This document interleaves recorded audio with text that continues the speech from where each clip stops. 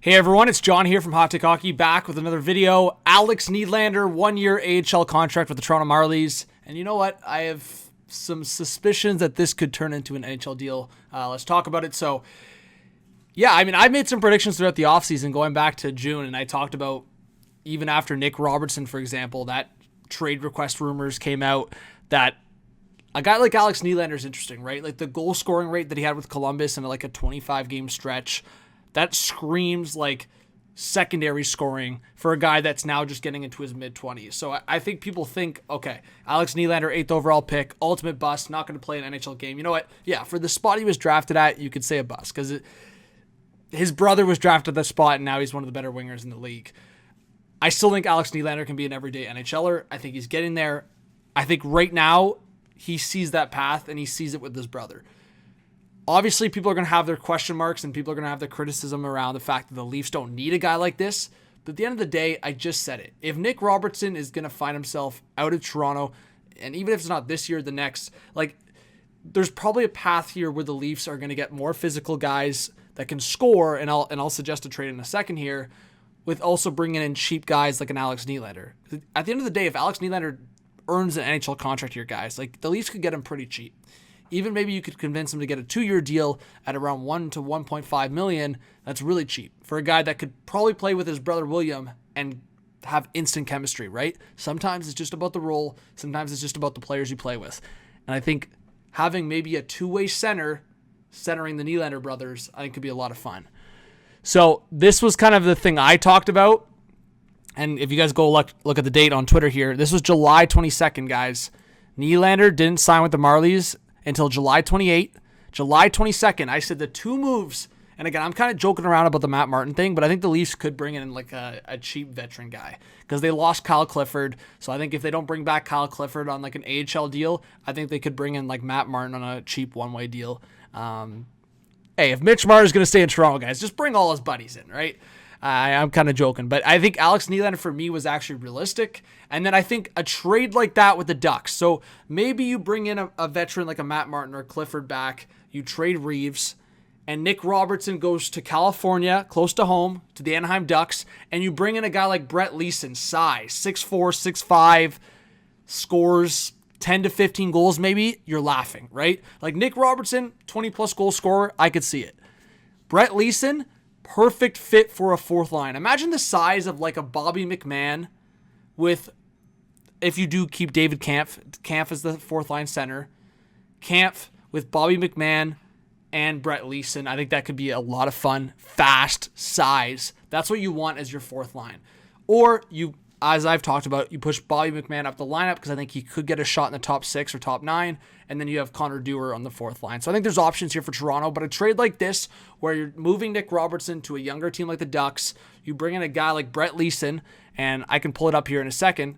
So here's Brett Leason, and 25 years old, 6'5". Like, this is just an example of a guy you could go after, right?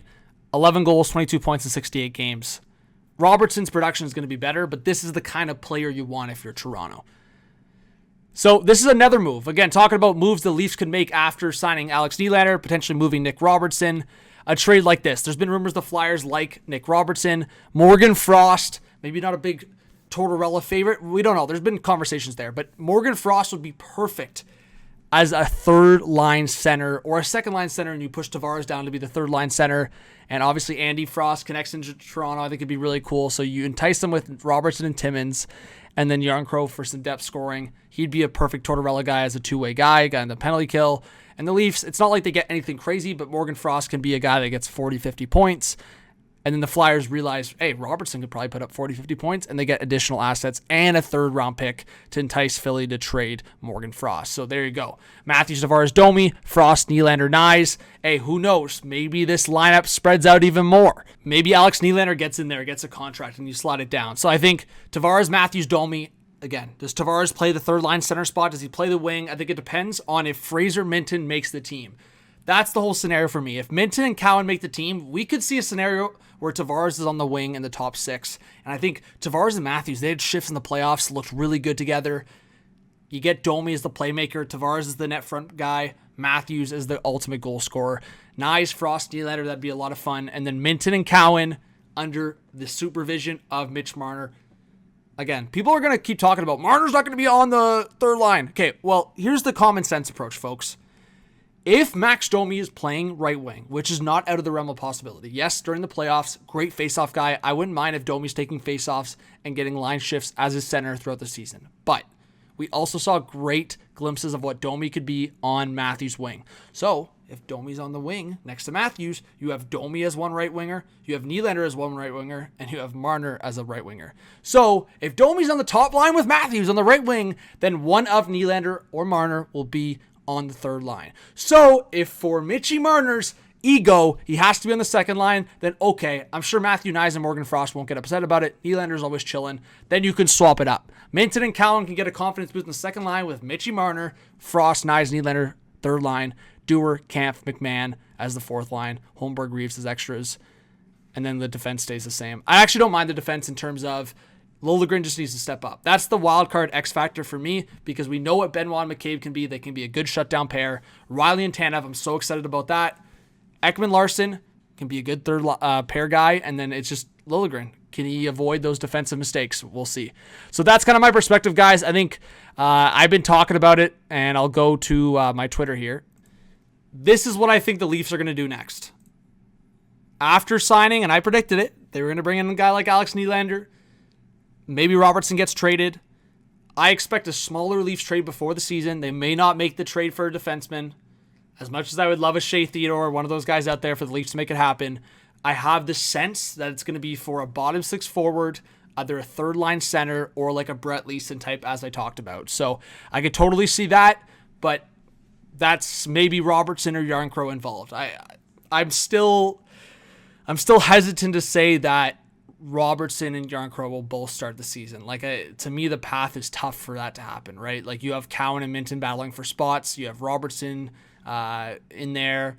You have obviously Yarncrow, Kampf, Holmberg, Reeves, Dewar, McMahon. Like you have so many guys that could battle for bottom six spots. So one of those guys I just mentioned will probably get a top six spot. Outside of that, you have like 5-6 guys battling for, frankly, like a third line role right now or a third line for the Leafs to start tomorrow is like Domi, Yarncrow, and McMahon, maybe, right? That's if Domi is the center. Like I think Domi should be next to Matthews potentially, and then you give Minton an opportunity, or you slide Tavares down to the 3C, or you get a 3C. Like, again, I could ramble on, guys. There's so many options for the Leafs right now. So subscribe, like, comment, notification bell. Comment your thoughts on what you think is going to happen next for the Leafs. The latest Marlies AHL contract to Alex Nylander. That could change as the season rolls around. We'll talk soon, guys. Peace.